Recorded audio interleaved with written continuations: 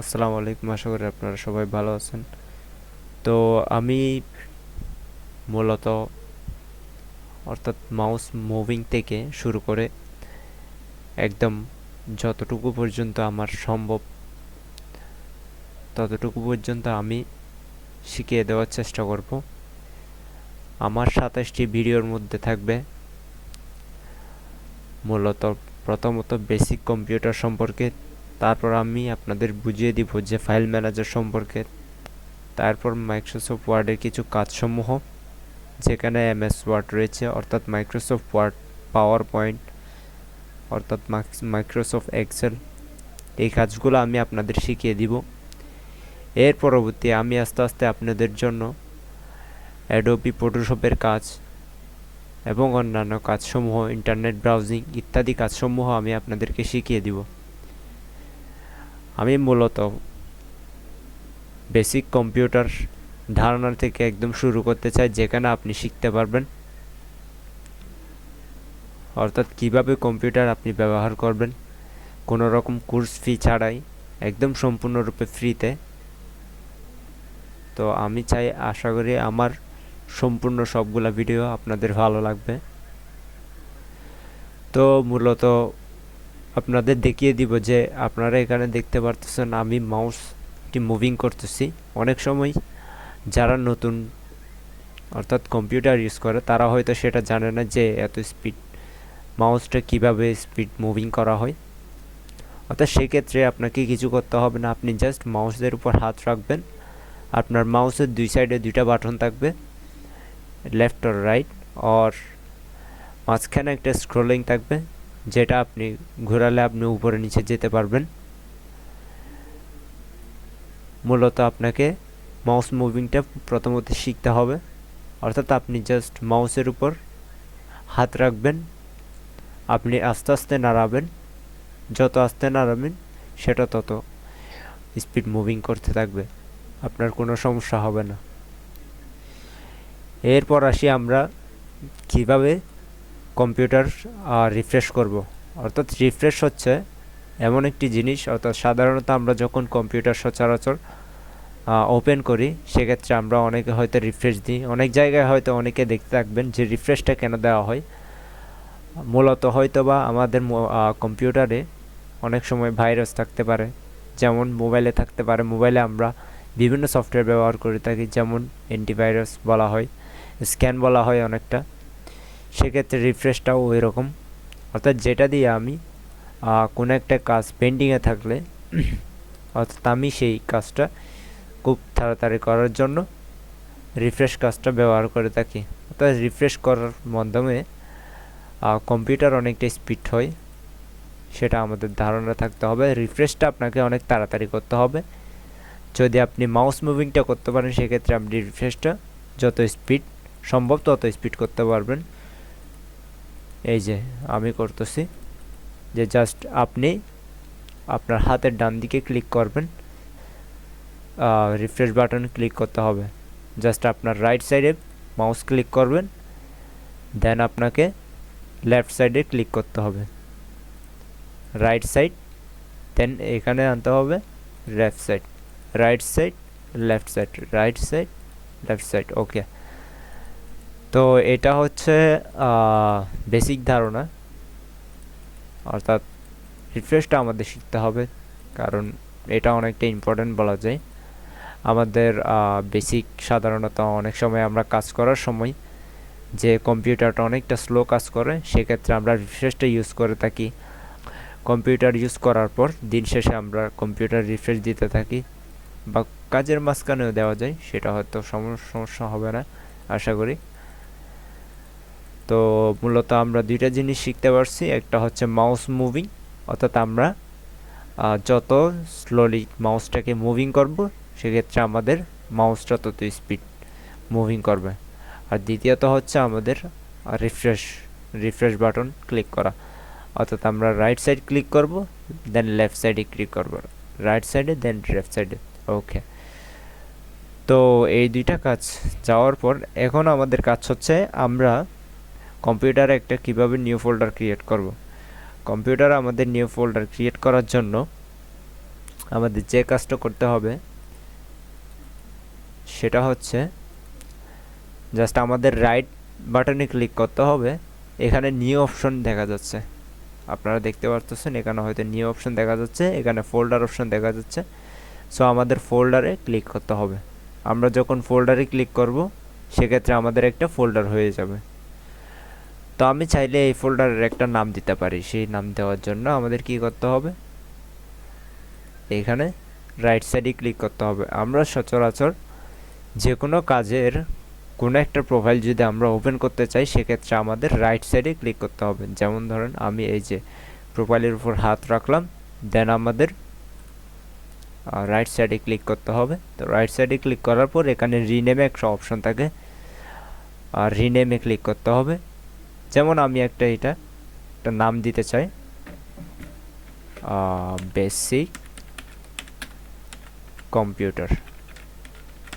ওকে, so আমি আবার দেখিয়ে দিচ্ছি। প্রথমে আমাদের রাইট সাইডে ক্লিক করতে হবে। রাইট সাইডে ক্লিক করার পর এই যে এখানে নিউ অপশনে যেতে হবে, এখানে কম্পিউটার লেখা আছে। সো আমরা এখানে ক্লিক করব লেফট সাইডের বাটনটা। লেফট সাইডের বাটন ক্লিক করার পর আমরা এখনও লিখতে পারবো বেসিক কম্পিউটার।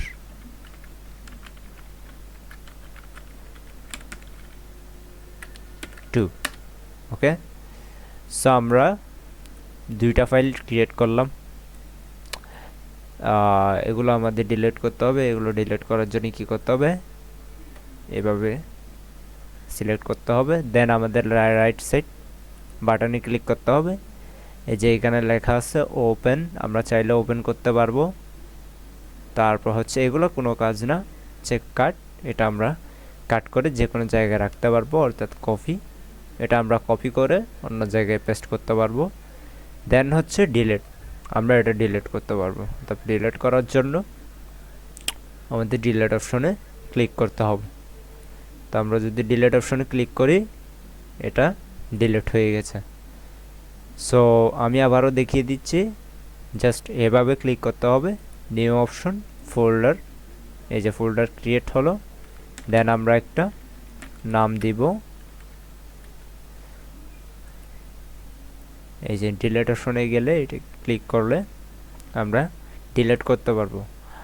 আর এটা হচ্ছে প্রপার্টিস। প্রপার্টিস অর্থ হচ্ছে আপনার ফাইলের মধ্যে, অর্থাৎ ফাইলের মধ্যে আপনি যত কিছু রাখবেন সেক্ষেত্রে আপনার এখানে বাইটটা দেখা যাবে, অর্থাৎ আপনার ফাইলটা মোটামুটি কত এমবি সেটা দেখা যাবে। আর আপনার ফাইলের মধ্যে অর্থাৎ কি কি আছে, অর্থাৎ কয়টা ফাইল রয়েছে সেটাও দেখা যাবে। আচ্ছা, তো আমরা ফাইলটা ডিলিট করব, রাইট সাইড ডিলিট। ওকে, তাহলে আমাদের তিনটা জিনিস ক্লিয়ার হলো। দেন আমাদের নতুন একটা কাজ শিখতে হবে, যেটা হচ্ছে অর্থাৎ আমরা যদি কোনো একটা ফাইল ওপেন করি সেক্ষেত্রে আমাদের ডাবল ক্লিক করতে হবে। অর্থাৎ আমরা যদি কোনো একটা ফাইল ওপেন করতে যাই সেক্ষেত্রে আমাদের ওই ফাইলের উপর ডাবল ক্লিক করতে হবে। যদি আমরা কি করি, ওই ফাইল জাস্ট এইভাবে ক্লিক করি, অর্থাৎ সেক্ষেত্রে কিন্তু ফাইলটা ওপেন হবে না। আমাদের এই ফাইলের উপর ডাবল ক্লিক করতে হবে, সাথে সাথে দুইটা ক্লিক। যদি আমরা সাথে সাথে দুইটা ক্লিক করি তাহলে আমাদের ফাইলটি ওপেন হয়ে যাবে। এই যে আমাদের ফাইলটি ওপেন হয়ে গেছে, এই যে আপনারা দেখতে পারতেছেন। এই যে দেখেন ফাইলে ওপেন করব, তাহলে আমাদের কি করতে হবে, ডাবল ক্লিক করতে হবে। এই যে ডাবল ক্লিক করলে আমাদের ফাইলটি ওপেন হয়ে যাবে। ওকে, এই যে আমরা ডাবল ক্লিক করলাম, এটা ওপেন হয়ে গেল। যে কোনো কিছুতে আমরা যদি ডাবল ক্লিক করি সেক্ষেত্রে সেটা ওপেন হয়ে যাবে। তবে আমরা যদি সিঙ্গেল ক্লিক করি সেটাও কিন্তু কখনো ওপেন হবে না। তাহলে আমি ডাবল ক্লিক করলাম, এটা ওপেন হলো। এখন মূলত কাজটা হচ্ছে যে আমরা কর্নারে তিনটা অপশন দেখতে পাচ্ছি, এখানে তিনটা অপশন দেখতে পারতেছি, 1 2 3, অর্থাৎ এটা হচ্ছে ক্রস বাটন, আর এটা হচ্ছে রেস্টোর ডাউন, এটা হচ্ছে মিনিমাইজ। এই তিনটার কাজ হচ্ছে অর্থাৎ আপনি যদি কোনো একটা ফাইলকে ক্লোজ করতে চান, সেক্ষেত্রে আপনি যদি ক্লোজ অর্থাৎ ক্লোজ বাটনে ক্লিক করেন তাহলে ওই ফাইলটি ক্লোজ হয়ে যাবে। আর আপনি যদি অর্থাৎ এই পেজটিকে ছোট করে অন্য কোনো কাজ করতে চান, তাহলে সেক্ষেত্রে আপনাকে এই বাটনে ক্লিক করতে হবে। আর আমরা হয়তো এই বাটন সম্পর্কে জানি, যেটাকে বলা হয় মিনিমাইজ। তো মিনিমাইজ বলতে সাধারণত আমরা মোবাইলে ব্যবহার করার সময় আমরা যখন মাঝখানের বাটনটা চেপে ধরি, সেক্ষেত্রে আমাদের যে ফাইলগুলো আমরা ইউজ করেছি সেই ফাইলগুলো মিনিমাইজ হয়ে থাকে, সেখান থেকে আমাদের ওই ফাইলগুলো ডিলিট করতে হয়। ঠিক এটাও ওই রকম কাজ করে। আমরা যদি এখানে মিনিমাইজ করি, ফাইলটা কিন্তু ক্লোজ হবে না, সেটা এখানে রয়ে যাবে। আমরা চাইলে এখান থেকে আবারও ফাইলটা ওপেন করতে পারি। আর ক্রস হচ্ছে ক্রস বাটন দিলে ফাইলটা চলে যাবে। তাহলে আমরা ডাবল ক্লিক করলাম, দেন আমরা ক্রস বাটনে ক্লিক করলে চলে যাবে। আর আমরা যদি মিনিমাইজ অপশনে ক্লিক করি তাহলে সেটা মিনিমাইজ হিসেবে রয়ে যাবে, অর্থাৎ আমি পরবর্তী এই ফাইলটিতে কাজ করতে পারবো। দেন হচ্ছে মাঝখানেরটা হচ্ছে রেজিস্টোর ডাউন। রেজিস্টোর ডাউন বলতে আমি এটাকে এক জায়গায় এভাবে রেখে আমি চাইলে অন্যান্য কাজগুলো করতে পারবো। যেমন ধরেন আমি আরেকটা ফাইল এভাবে খুলতে পারবো। এটা হচ্ছে এটা খোলা আছে, এই যে। সো আমি দুইটা ফাইল এভাবে ইউজ করতে পারবো। সেক্ষেত্রে আমাদের কি করতে হবে, এই যে এখানে যে বাটনটা আছে এখানেও আছে। সো আমি একসাথে দুইটা ফাইলের কাজ করতে পারবো। ওকে, সো তাহলে আমাদের ফার্স্ট কাজ হচ্ছে যে মাউস মুভিং, দেন আমাদের রিফ্রেশ করার জন্য রাইট সাইডে ক্লিক, দেন 3 নাম্বার অপশনটা, দেন হচ্ছে ডাবল ক্লিক। আচ্ছা হ্যাঁ, আমাদের নিউ ফোল্ডার ক্রিয়েট করতে হবে। তারপর আমরা এটাকে নিউ রিনেম দিতে পারবো যে কোনো একটা কিছু এখানে, দেন আমরা এটাকে ডিলিট করতে পারবো। ওকে, তারপর হচ্ছে আমরা এখানে যে কোনো কিছুর জন্য ডাবল ক্লিক করলে ফাইলটা ওপেন হবে। দেন এটা হচ্ছে ক্রস বাটন, দেন এটা হচ্ছে রেজিস্টোর ডাউন, অর্থাৎ আমরা এক পাশে রেখে কাজ করতে পারবো। দেন এটা হচ্ছে মিনিমাইজ, অর্থাৎ আমরা কাজটাকে মিনিমাইজ করে রাখতে পারবো। আশা করি এখানে কোনো ঝামেলা থাকবে না। যদিও বা ঝামেলা থাকে আপনারা আমাকে বলতে পারেন, কোনো সমস্যা নেই। এরপর আমরা আসি কম্পিউটার আমরা কিভাবে শাটডাউন করব। অর্থাৎ শাটডাউনের ব্যাপারটা অনেকটা ইজি, তবে এটা অনেকে হয়তো জানে না। আমরা যখন টিভি ইউজ করি, টিভি ইউজ করার সময় হয়তো আমরা সুইচের উপর ক্লিক করি। সুইচের উপর ক্লিক করার পর কম্পিউটার অর্থাৎ টিভিটা অফ হয়, টিভি অন হয়।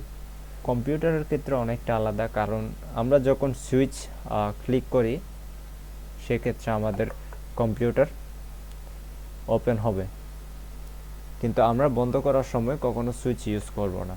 সেক্ষেত্রে আমাদের একটা স্টেপ শিখে নিতে হবে, অর্থাৎ যেটা আমাদের অনেকটা জরুরি।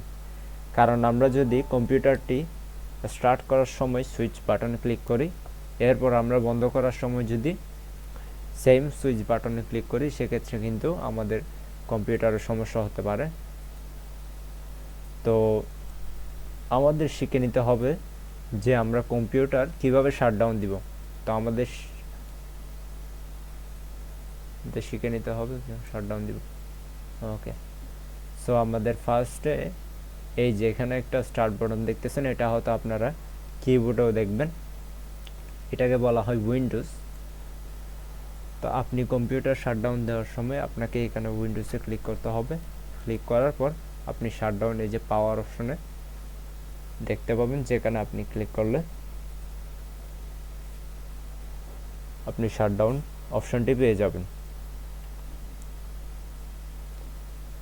অর্থাৎ আমাদের উইন্ডোজে ক্লিক করতে হবে, দেন শাটডাউন অপশনে অর্থাৎ পাওয়ার অপশনে, দেন আমরা যদি শাটডাউনে ক্লিক করি তাহলে আমরা শাটডাউন করে দিতে পারবো।